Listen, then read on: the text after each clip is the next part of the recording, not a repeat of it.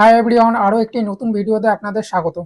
আজ আমি আপনাদের জানাবো ইন্ডিয়ান ব্যাংকের বর্তমান ফিক্সড ডিপোজিট ইন্টারেস্ট রেট কত করে চলছে। আপনারা যদি ইন্ডিয়ান ব্যাংকে ফিক্সড ডিপোজিট করতে চান তাহলে এই ভিডিওটি আপনাদের কাছে হেল্পফুল হতে চলেছে।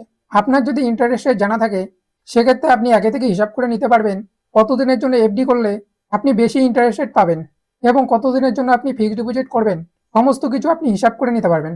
চলুন আর দেরি না করে জেনে নেওয়া যাক ইন্ডিয়ান ব্যাংকের বর্তমান ফিক্সড ডিপোজিট ইন্টারেস্ট রেট কত করে চলছে।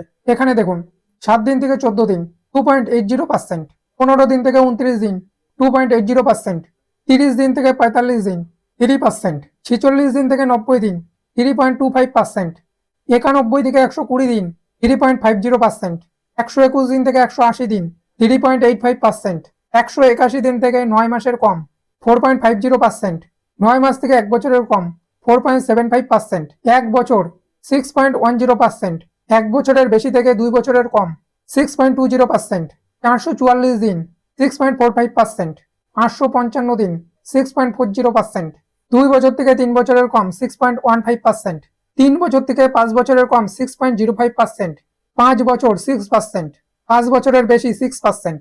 এই ইন্টারেস্ট রেটটি ইন্ডিয়ান ব্যাংক 1 জানুয়ারি 2026 থেকে জারি করেছে। ওকে, থ্যাংক ইউ ফর ওয়াচিং।